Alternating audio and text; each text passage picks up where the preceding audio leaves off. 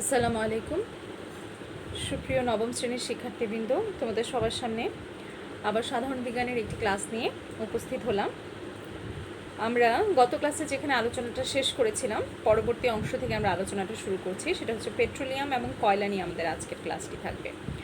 আমরা কিভাবে পেট্রোলিয়াম এবং কয়লাকে ব্যবহার করতে পারি এবং কিভাবে আমরা এই জিনিসগুলোকে খনি থেকে প্রক্রিয়াকরণ করে ব্যবহার উপযোগী করতে পারি, সেই সাথে এই পেট্রোলিয়াম বলতে আসলে কি বুঝি, অর্থাৎ পেট্রোলিয়ামের সংজ্ঞা, পেট্রোলিয়াম এবং কয়লার সংজ্ঞা যদি আমরা বলি, সেটা হলো তারপর হচ্ছে কয়লা বা পেট্রোলিয়ামের প্রক্রিয়াকরণ পদ্ধতি, তারপর কয়লা এবং পেট্রোলিয়ামের ব্যবহার নিয়ে আলোচনা করব।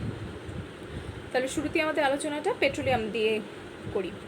পেট্রোলিয়াম হলো খনিজ তেল, অর্থাৎ খনিতে পাওয়া যায় এমন একটা তরল জ্বালানি পদার্থ। প্রাকৃতিক গ্যাসের সাথে খনিতে সাধারণত পেট্রোলিয়ামটাও থাকে। প্রোপেন এবং বিউটেন, আমরা প্রাকৃতিক গ্যাস বলতে সাধারণত মিথেনকেই বুঝি। তো মিথেন হচ্ছে এক কার্বন বিশিষ্ট একটি গ্যাস, CH4। প্রোপেন এবং বিউটেনে কার্বন সংখ্যা হচ্ছে 3 এবং 4। প্রোপেনে কার্বন সংখ্যা 3 এবং বিউটেনে কার্বন সংখ্যা হচ্ছে 4। এই দুইটা গ্যাস স্বাভাবিক চাপ এবং তাপমাত্রায় 25 ডিগ্রি সেলসিয়াস গ্যাসীয় হলেও উচ্চ চাপে তরল অবস্থায় থাকে বলে এরা পেট্রোলিয়ামের অন্তর্ভুক্ত। এরা গ্যাসীয় স্বাভাবিক তাপমাত্রায় অর্থাৎ 25 ডিগ্রি সেলসিয়াসে গ্যাসীয় অবস্থা থাকে, কিন্তু উচ্চ চাপ যখন থাকে তাদের উপর, গ্যাসগুলোকে যখন উচ্চ চাপে রাখা হয় তখন সেগুলো ঘনীভূত হয়ে তরলে পরিণত হয়ে যায়, এবং এরাও পেট্রোলিয়ামের অন্তর্ভুক্ত। এছাড়াও রয়েছে গ্যাসোলিন, ক্যারোসিন, ডিজেল, এগুলো হচ্ছে পেট্রোলিয়ামের অন্তর্ভুক্ত। কীভাবে প্রক্রিয়াকরণ করা হয়? সাধারণত আংশিক পাতন পদ্ধতিতে পরিশোধনের মাধ্যমে অপরিশোধিত তেল থেকে এই উপাদানগুলোকে আলাদা করা হয়। আংশিক পাতন পদ্ধতি মানে হচ্ছে যখন কোনো কিছুতে একসাথে অনেকগুলো গ্যাস ঘনীভূত অবস্থায় থাকে বা একসাথে যখন অনেকগুলো গ্যাসের মিশ্রণ থাকে, তখন আমি যে করতে পারি, একটা আংশিক কলাম নিই, যে কলামটা বিভিন্ন ধরনের স্তরে ভাগ করা থাকে। আমরা গ্যাস প্রক্রিয়া করার জন্য কতগুলো চেম্বার নিয়েছিলাম, তোমাদের নিশ্চয়ই মনে আছে বইয়ের ছবিটা, এরকম কতগুলো কলাম নিব যেখানে অনেকগুলো স্তর থাকবে। আমি যখন এই পেট্রোলিয়াম বা যে খনি থেকে যেই অংশটা প্রাপ্ত যে তেলটা, সেটাকে মূলত যদি এখন উত্তপ্ত করা হয়, তখন দেখা যায় প্রত্যেকটা, যেহেতু এটার মধ্যে অনেক ধরনের গ্যাস মিশ্রিত অবস্থায় রয়েছে, তাদের সবার নিজস্ব আলাদা স্ফুটনাঙ্ক আছে। যখন আমি তাপ দিব, সবার টেম্পারেচার আস্তে আস্তে বাড়তে থাকবে, তাপমাত্রা এবং বাড়তে থাকবে, এবং বাড়তে বাড়তে প্রতিটা গ্যাস তার নিজস্ব স্ফুটনাঙ্কে গিয়ে পৌঁছে যাবে, এবং প্রত্যেকটা কলামের সাথে, অর্থাৎ প্রত্যেকটা আংশিক পাতন কলামের সাথে আমার একটা করে চেম্বার যুক্ত, একটা করে পাইপ যুক্ত থাকবে। সেখানে যখনই ওই গ্যাসটা সেই স্ফুটনাঙ্কে পৌঁছে যাবে, তখন সেটা পৃথক করে নেওয়ার ব্যবস্থা করতে হবে। প্রায় 400 ডিগ্রি সেলসিয়াস তাপমাত্রায় আংশিক পাতন করে বা আংশিক পাতনের মাধ্যমে অপরিশোধিত তেলের উপাদানগুলোকে আলাদা করা হয়। আমি তোমাদেরকে এখন পেট্রোলিয়ামের যে আংশিক পাতনের যে চিত্রটা আছে, সেটা হচ্ছে নবম শ্রেণীর রসায়ন বিষয়ের একটা অধ্যায় থেকে আমি ছবিটা তোমাদেরকে একটু দেখাচ্ছি, যদিও তোমাদের ছবিটার কোনো দরকার নেই, শুধুমাত্র কোন প্রক্রিয়াতে আলাদা করা হচ্ছে সেটা সম্পর্কে জানাটাই যথেষ্ট। আর ব্যবহারটা একটু পড়ি, যে পেট্রোলিয়াম জাতীয় পদার্থের সবচেয়ে বড় ব্যবহার হচ্ছে জ্বালানিতে, এবং সেটা যানবাহনে, কৃষি জমিতে সেচ কাজে ডিজেল চালিত ইঞ্জিন জ্বালানি হিসেবে প্রচুর ব্যবহার করা হয় পেট্রোলিয়াম। এছাড়া শিল্প কারখানা, কীটনাশক, মোম, আলকাতরা, লুব্রিকেট, গ্রিস ইত্যাদি তৈরিতে পেট্রোলিয়াম ব্যবহৃত হয়। এই যে তোমাদের যে আংশিক পাতনের আংশিক কলামের কথা বলেছিলাম, এই হলো আমাদের সেই কলাম। দেখো, পেট্রোলিয়ামের আংশিক পাতনের জন্য এইটা হচ্ছে আমার যেই গ্যাসকূপ থেকে আমি গ্যাসটা পাচ্ছি, এখানে আমার সেই খনি থেকে সেই গ্যাসের যে মিশ্রণটা, সেটা এসে প্রথমে এইখানে পড়বে, এবং এই নিচের যে অংশটা, সেটা তাপমাত্রা অনেক বেশি থাকবে, কারণ এটা একদম চুল্লির খুব কাছে থাকবে, এখান থেকে তাপমাত্রাটা থাকবে। তোমরা খেয়াল করবে, আমরা যখন চুলাতে কোনো কিছু উত্তপ্ত করি, তখন দেখা যায় এর উপরের অংশের তাপমাত্রাটা আস্তে আস্তে কমে যেতে থাকে, একদম পাতিলের তলায় কিন্তু তাপমাত্রাটা খুব বেশি থাকে, এবং আস্তে আস্তে যখন তুমি হাতে উপরের দিকে দিবে বা আরও উপরে, তখন তুমি গরমটা কম থাকবে, কিন্তু হালকা উষ্ণ থাকে। এখানেও জিনিসটা তাই, যখন চেম্বারের একদম নিচে থাকছে, সেখানে তোমাদের কালার দিয়েও একটু বোঝানো হয়েছে যে এখানে একদম তপ্ত একটা অবস্থা বোঝানো হচ্ছে যে এখানে টেম্পারেচারটা অনেক বেশি, সেটা হচ্ছে 340 ডিগ্রি সেন্টিগ্রেড তাপমাত্রা। এই তাপমাত্রাতে বিটুমিন যেটা থাকে সেটা এই তাপমাত্রাতে এই পাইপলাইন দিয়ে বের হয়ে আসে। তারপর থাকে জ্বালানি তেল, 340-এ আবার জ্বালানি তেল থাকে, লুব্রিকেটিং তেল থাকে, এই চেম্বারে গিয়ে আলাদা হয়ে যাচ্ছে যেহেতু তার স্ফুটনাঙ্ক 340। তারপর হচ্ছে আমাদের ডিজেল তেল থাকে, সেটার স্ফুটনাঙ্ক 270, সেটা যখন এখানে টেম্পারেচারটা 270-এ পৌঁছেছে তখন এই মিশ্রণে থাকা লুব্রিকেটিং যে অয়েলটা থাকে সেটা আস্তে আস্তে বাষ্প হয়ে এই চেম্বারে এসে আস্তে আস্তে ঘনীভূত হতে থাকে, ঘনীভূত হয়ে এই পাইপলাইন দিয়ে আস্তে আস্তে তেল আকার এখানে পড়তে থাকে। আবার ক্যারোসিন রয়েছে, ক্যারোসিনটাও যখন এই বাষ্পটা আস্তে আস্তে উপরে উঠে 170-এ পৌঁছালো তখন সেটা ক্যারোসিনে পরিণত হয়ে গেল। এবং সেই সাথে যেহেতু ক্যারোসিনটা এখানে ছিলই, কিন্তু কীভাবে ছিল সেটা মিশ্রিত অবস্থায় ছিল, এবং সেটাকে আলাদা করার জন্য আমাকে সেই আংশিক পাতনের এই পদ্ধতিটা নিতে হয়েছে। চেম্বারটাকে প্রতিটা টেম্পারেচার দিয়ে আলাদা করতে হয়েছে এবং প্রত্যেকটাকে আলাদাভাবে সংরক্ষণের জন্য আমাকে একটা ব্যবস্থা নিতে হয়েছে যাতে প্রত্যেকটা তার স্ফুটনাঙ্কে ঘনীভূত হয়ে যাতে আমি এখানে এটাকে সংরক্ষণ করতে পারি। যেমন ক্যারোসিনটাকে আমি 170-এ পাচ্ছি, ন্যাপথা পাচ্ছি 120-এ, গ্যাসোলিন পাচ্ছি 70-এ, এবং সবচেয়ে উপরে যে চেম্বার সেটা হচ্ছে টেম্পারেচারটা খুবই কম, দেখো 340 থেকে চলে আসছে 20 ডিগ্রি সেন্টিগ্রেড। তাহলে 20 ডিগ্রি সেন্টিগ্রেড আমি সেই পাচ্ছি পেট্রোলিয়াম গ্যাস। এই হলো আমাদের পেট্রোলিয়ামের আংশিক উপাদান। তোমাদের এটা দরকার নেই, তবে আংশিক উপাদান আমরা দেখা যায় সাধারণ বিজ্ঞান পড়তে গিয়ে এমন অনেক শব্দগুলোর সাথে পরিচিত হই যে শব্দগুলোর বিস্তারিত যদি আমি না বুঝতে পারি তাহলে সেই সংজ্ঞাটা বা সেই বর্ণনাটা পড়তে গিয়ে আমাদের একটু সমস্যা হয়ে যায়। এই কারণেই এই বিজ্ঞান বিভাগের এই অংশ, মানে বিজ্ঞান বিভাগের রসায়ন অংশ থেকে আমি এই অংশটা তোমাদেরকে একটু পড়ালাম যাতে তোমাদের বুঝতে সুবিধা হয়। আমরা আবার আমাদের মূল আলোচনায় চলে আসি, সেটা হলো কয়লা নিয়ে কথা বলবো আমরা এখন। কয়লা হলো কালো বা কালচে বাদামি রঙের এক ধরনের পাললিক শিলা। এতে বিদ্যমান মূল উপাদান হচ্ছে কার্বন। কয়লার মূল উপাদানই হচ্ছে কার্বন, তবে স্থানভেদে ভিন্ন ভিন্ন পরিমাণে হাইড্রোজেন, সালফার, অক্সিজেন থাকতে পারে। প্রাকৃতিক গ্যাস আর খনিজ তেলের মধ্যে কয়লা হচ্ছে একটা জীবাশ্ম জ্বালানি, তবে এর গঠন প্রক্রিয়াটা আলাদা। যদি আমরা একটু পেছনের দিকে যাই তাহলে দেখতে পাবো, বা আমরা যদি ইতিহাসের দিকে যাই একটু, যে প্রায় 350 মিলিয়ন বছর আগে জলাভূমিতে জন্মানো প্রচুর পরিমাণ ফার্ন, শৈবাল, গুল্ম এবং অন্যান্য গাছপালা মরে ক্ষয়প্রাপ্ত হয়ে কয়লা তৈরি হয়। গাছপালায় বিদ্যমান জৈব পদার্থে থাকা কার্বন প্রথমে জলাভূমির তলদেশে জমা হয়। এভাবে জমা হওয়া কার্বনের স্তর আস্তে আস্তে পলি বা কাদার নিচে চাপা পড়ে এবং বাতাসের সংস্পর্শ থেকে পুরোপুরি বিচ্ছিন্ন হয়ে যায়। এরকম অবস্থায় কার্বন স্তর আরও ক্ষয় হয়ে পানিযুক্ত স্পঞ্জের মতো ছিদ্রযুক্ত জৈব পদার্থে পরিণত হয়, যাকে বলা হয় পিট। তাহলে পিট কাকে বলছে? পানিযুক্ত স্পঞ্জের মতো ছিদ্রযুক্ত জৈব পদার্থ। কার্বনের স্তর যেটা ক্ষয় হয়ে পানিযুক্ত স্পঞ্জের মতো ছিদ্রযুক্ত জৈব পদার্থে পরিণত হয় সেটাকে বলা হচ্ছে পিট। পিট অনেকটা হচ্ছে, আমরা মাটিতে একটা পদার্থের কথা পড়েছিলাম, মাটির হিউমাসের মতো। পরবর্তীতে উচ্চ চাপে এবং তাপে এই পিটটা পরিবর্তিত হয়ে কার্বন সমৃদ্ধ কয়লায় পরিণত হয়। কয়লা 3 ধরনের হয়ে থাকে। 1 নাম্বার অ্যান্থ্রাসাইট, 2 বিটুমিনাস এবং 3 নাম্বার হচ্ছে লিগনাইট। দেখো কয়লার প্রকারভেদটাকে আমি যদি একটু লিখি, দেখা যায় অ্যান্থ্রাসাইট, তারপর অ্যান্থ্রাসাইটে হচ্ছে সবচেয়ে শক্ত এবং পুরনো, এবং যেটা প্রায় 350 মিলিয়ন বছর আগে তৈরি, এবং এতে শতকরা কার্বনের পরিমাণ হচ্ছে 95। বিটুমিনাস সেটা হচ্ছে প্রায় 300 মিলিয়ন বছরের পুরনো এবং এতে শতকরা কার্বনের পরিমাণ হচ্ছে 50 থেকে 80। লিগনাইট 150 মিলিয়ন বছরের পুরনো এবং এতে সর্বোচ্চ শতকরা কার্বনের পরিমাণ হচ্ছে 50। এই হলো আমাদের কয়লার প্রকারভেদ, এবং প্রতিটা প্রকারভেদের কোনটাতে কী পরিমাণ কার্বন রয়েছে সেটার সংখ্যা। এবার আসলে কয়লা কীভাবে প্রক্রিয়াকরণ করতে হয়। কয়লা যে উত্তোলন করবো আমরা খনি থেকে, ভূগর্ভের মেশিনের সাহায্যে সেটা উত্তোলন করা হয়। 2টা পদ্ধতি হচ্ছে, একটা হচ্ছে ওপেন পিট মাইনিং আর একটা হচ্ছে আন্ডারগ্রাউন্ড মাইনিং। সাধারণত কয়লার যে স্তরটা সেটা ভূপৃষ্ঠের কাছাকাছি থাকে বলে ওপেন পিট মাইনিং পদ্ধতিটা অনেক বেশি ব্যবহৃত হয়। মেশিন দিয়ে ভূগর্ভ থেকে কয়লা তোলার পর কনভেয়ার বেল্ট দিয়ে সেগুলোকে প্রক্রিয়াকরণ প্ল্যান্টে নিয়ে যাওয়া হয়। সেখানে কয়লায় থাকা অন্যান্য যে কোনো পদার্থ থাকে, যেমন ময়লা, শিলাকণা, ছাই, সালফার, এগুলো থেকে পৃথক করা হয়। কয়লার ব্যবহার হচ্ছে সাধারণত দেখা যায় যে বাংলাদেশে ইটভাটায় ব্যবহার হয়, জ্বালানি হিসেবে শিল্প কারখানায়, বাসাবাড়িতে জ্বালানি হিসেবে ব্যবহৃত হয়, মাঝে মাঝে বারবিকিউ করতে কয়লা লাগে, তোমরা জানো। তারপর আমাদের দেশে বিদ্যুৎ উৎপাদনে এখনও কয়লা ব্যবহৃত না হলেও পৃথিবীর সব দেশেই সাধারণত বিদ্যুৎ উৎপাদনে কয়লার ব্যবহারটা প্রচলন শুরু হয়ে গেছে। হোটেল রেস্তোরাঁয় কাবাব জাতীয় খাবার তৈরি করতে, কর্মকার, স্বর্ণকার, বিভিন্ন সামগ্রী অলংকার তৈরি করতে ব্যবহার করা হয়।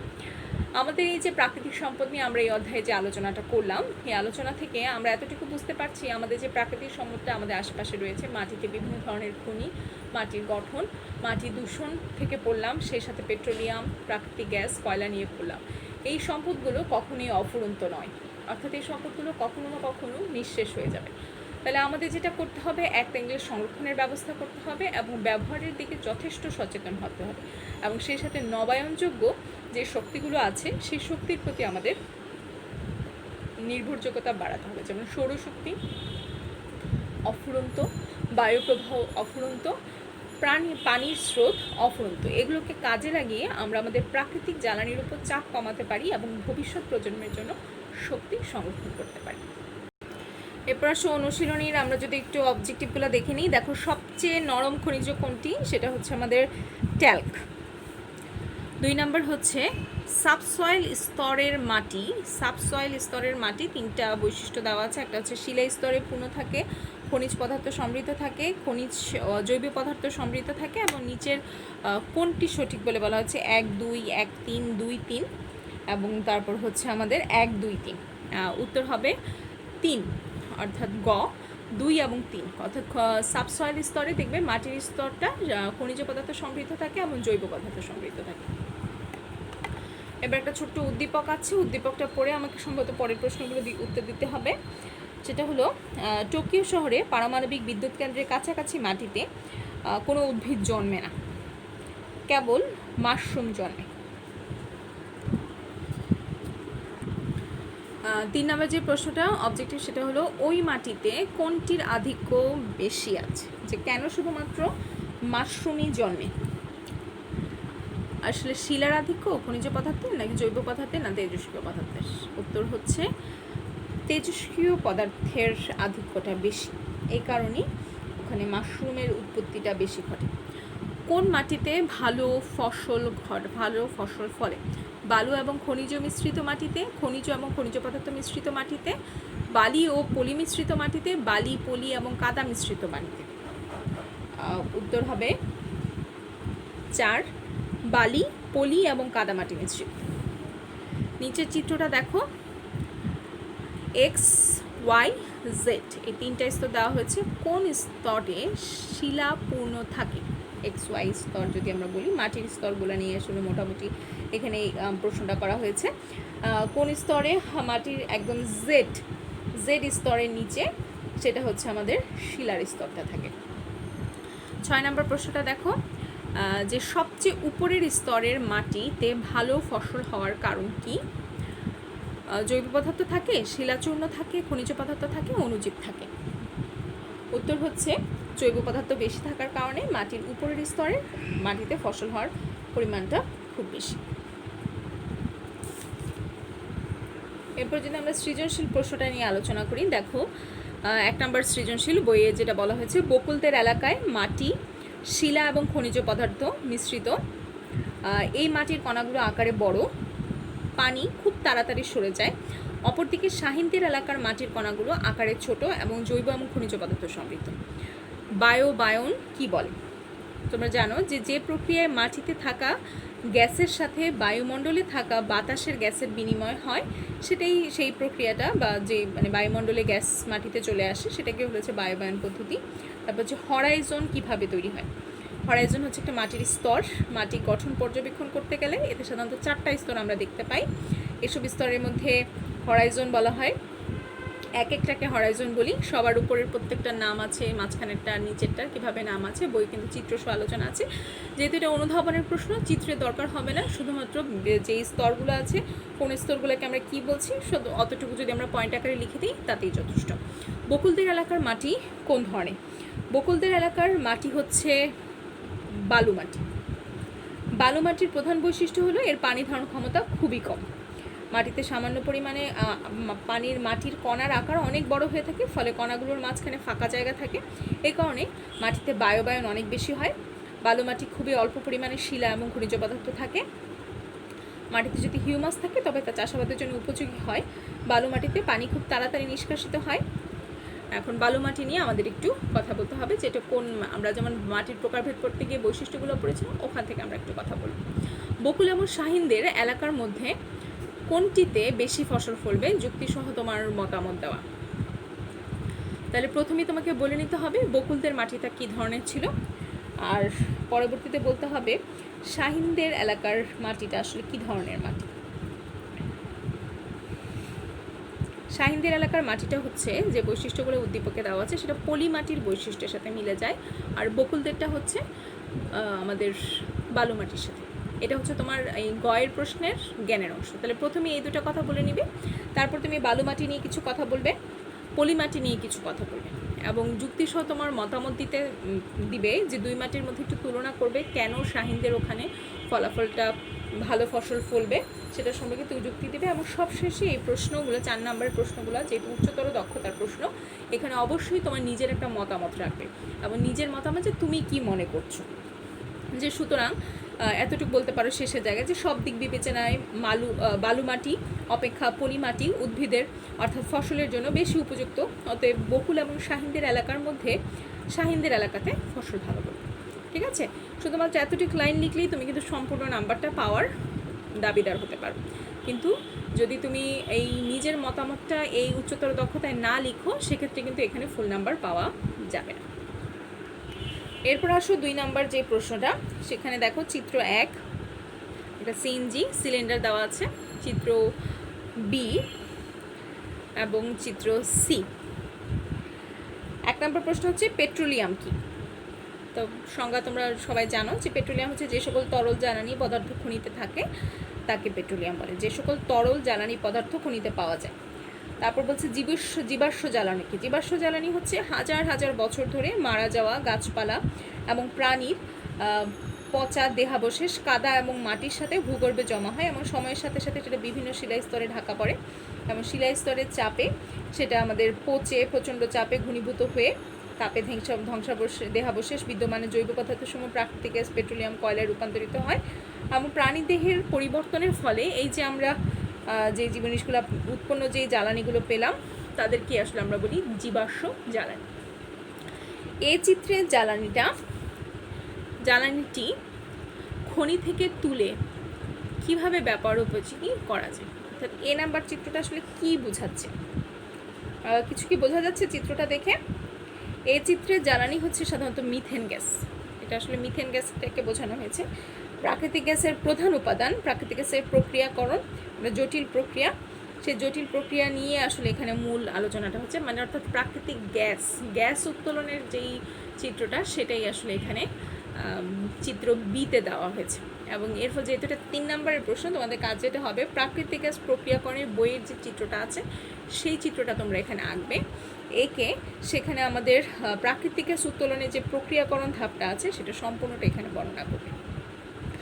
বি নাম্বার চিত্রটা দেখো, বি নাম্বার চিত্র হচ্ছে মানে আমাদের ঘ নাম্বার প্রশ্নে যে চিত্র বি এর শক্তি উৎপাদনের জন্য এ এবং সি জ্বালানি দ্বয়ের মধ্যে কোনটা বেশি সাশ্রয়ী হবে তোমার যুক্তিসম্মত হবে। বি হচ্ছে শক্তি উৎপাদনের জন্য অর্থাৎ বিদ্যুৎ শক্তি উৎপাদন করার জন্য, আর হচ্ছে এ হচ্ছে আমাদের সিএনজি আর সি হচ্ছে আমাদের কয়লা। তাহলে বি থেকে আমরা প্রাকৃতিক গ্যাস মানে পাচ্ছি, আর হচ্ছে সি হচ্ছে আমাদের কয়লা উত্তোলনের, আর এ হচ্ছে আমাদের এটা। সিএনজি মূলত হচ্ছে সংকুচিত প্রাকৃতিক গ্যাস, এর প্রধান উপাদান মিথেন। তারপর কয়লা উত্তোলনের জন্য তুলনামূলকভাবে কম খরচ হবে যদি কাছাকাছি থাকে, যে কয়লার স্তরটা যেহেতু মাটির খুব নিচে না থাকে না, এ কারণে উন্মুক্ত স্তর খনন করা সম্ভব হয়। আর আমাদের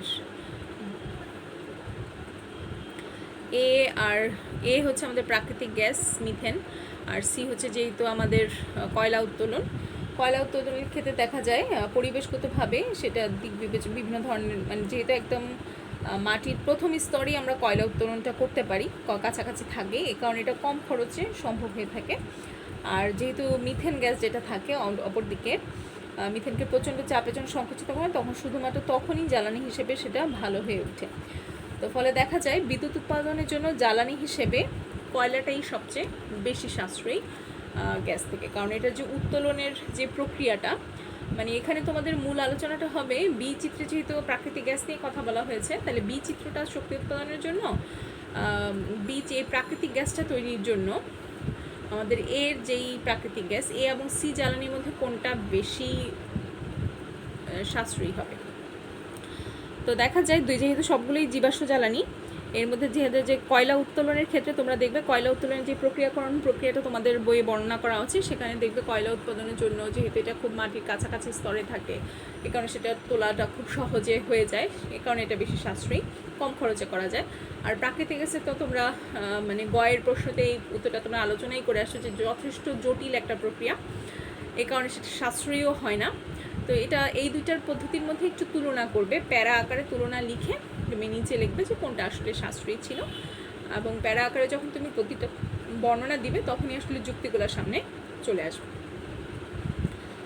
আর এই অধ্যায় থেকে বোর্ডে যে প্রশ্নগুলো এসেছে, এই প্রশ্নগুলো তোমরা একটু বই থেকে, তোমাদের কাছে বিভিন্ন বই আছে, সেইখান থেকে তোমরা বোর্ডে আসা প্রশ্নগুলো, সৃজনশীল প্রশ্নগুলো বাসায় একটু ভালোভাবে প্র্যাকটিস করবে। কোনো ধরনের কোনো সমস্যা হলে, কোনো প্রশ্নের উত্তর খুঁজে না পেলে অবশ্যই আমাকে আমার ভিডিওর লিঙ্কের কমেন্টের নিচে তোমরা জানাবে যে ম্যাডাম এই জায়গাটায় সমস্যা হচ্ছে, এখানে বুঝতে পারছি না। আমি কিন্তু তোমাদের কাছ থেকে সমস্যা বা প্রশ্ন আশা করি, কিন্তু সেটা খুব একটা সচরাচর পাওয়া যায় না। কেন পাওয়া যায় না সেটা বুঝতে পারছি না, হয় তোমরা খুব ভালো পড়াশোনা করছো, আর না হলে হয়তো পড়াশোনা একদমই করছো না। তো যেটাই হোক, পড়াশোনা আমাদেরকে করতেই হবে, সেটা মাথায় রেখেই আমরা আসলে সামনের দিকে আগাবো। ধন্যবাদ সবাইকে। আমরা পরবর্তীতে আমাদের নতুন চ্যাপ্টারটা শুরু করব। আসসালামু আলাইকুম।